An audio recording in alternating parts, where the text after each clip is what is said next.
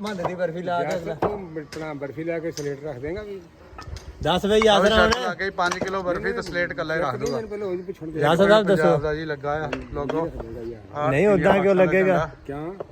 ਐਵੇਂ ਇੱਕ ਜਾਨ ਮਾਰਨੀ ਤੂੰ ਖਾਣਾ ਕੁਛ ਨਹੀਂ ਇਹ ਕਿਹੜੀ ਗੱਲ ਹੈ 5 ਕਿਲੋ ਦੀ ਮੁੰਗੀ ਡਨ ਅੱਖ ਲੱਗੀ ਦਾ ਜੋ ਭਾਈ ਖਾਣ ਪੀਣ ਦਾ ਅੱਜ ਕੱਲ ਚੱਲਦੇ ਖਾਣ ਪੀਣ ਦਾ ਭਾਈ ਗੱਲ ਪਤਾ ਕੀ ਹੈ ਮੇਰੀ ਸ਼ਰਤ ਲੱਗੀ ਸੀ ਇਹਦੇ ਨਾਲ ਹਾਂ ਕਿਉਂ ਇਹਨੇ ਕਿਹਾ ਜੀ 10 ਬੰਦੇ ਨੇ ਅਸੀਂ ਚੱਕ ਕੇ ਰੱਖੀ ਹੈ ਜੀ ਤੇ ਦਸਾਂ ਨੇ ਰੱਖੀ ਹੈ ਭਾਈ 10 ਨੇ ਮੈਂ ਕਿਹਾ ਜੀ ਮੈਂ ਕੱਲਾ ਹੀ ਰੱਖ ਦੂੰਗਾ ਉਹ 5 ਕਿਲੋ ਚਾਰ ਮੰਦੀ ਜਣੇ ਬਰਫੀ ਲੱਗੇ ਖਾਣੀ ਹੋਏ ਹੈ ਹਾਂ 5 ਕਿਲੋ ਮੰਦੀ ਬਰਫੀ ਖਾਣੀ ਹੈ ਮੈਂ ਉੱਥੋਂ ਲਿਆ ਕੇ ਇੱਥੇ ਸਿੱਟ ਦੇਣੀ ਅੱਗੇ ਗਟਰ ਤੇ ਇਹਨਾਂ ਨੇ ਆਪ ਹਾਂ ਰੱਖੀ ਉਹ ਤਾਂ ਖੈਰ ਆਪ ਹੀ ਰੱਖਣੀ ਹੈ ਉਹ ਚਾਰ ਬੰਦੇ ਹਲੇ ਤੇਰੇ ਲੱਗੇ ਨੇ 5 ਬੰਦੇ ਉੱਥੇ ਹੋਣ ਹੈ ਉਹ ਰੇੜੀ ਦੂਸਰੀ ਲੈ ਲਓ ਇਹਨਾਂ ਨਹੀਂ ਚੱਲਣੀ ਉਹ ਰੇੜੀ ਤੇ ਨਹੀਂ ਆਉਣੀ ਉਹ ਰੇੜੀ ਦੂਸਰੀ ਲੈਣ ਵਾਲੇ ਇਹਦੇ ਬੈਰੇ ਪੂਰੇ ਟੁੱਟਿਆ ਇਹਦਾ ਨਾਲ ਹੋ ਜਾ ਕਿਤੇ ਐਵੇਂ ਨਾ ਕਿਤੇ ਹੋਰ ਕੰਮ ਨਹੀਂ ਆਉਣੀ ਪੱਥਰ ਲੱਗਾ ਹੋਇਆ ਵਾ ਤਾਂ ਵੈਸੇ ਵੀ ਕਦਰ ਹੀ ਨਹੀਂ ਹੈਗੀ ਉਹ ਦੋ ਆ ਉਹ ਜਿਹੜੀ ਉਹਨਾਂ ਚੋਂ ਹੋਲੀਏ ਚੱਕ ਲਓ ਭਾਰੀਆਂ ਨਾ ਫਿਰ ਕਿਤੇ ਭਲਿਆਂ ਵਕਤਾਂ 'ਚ ਬਣੀਆਂ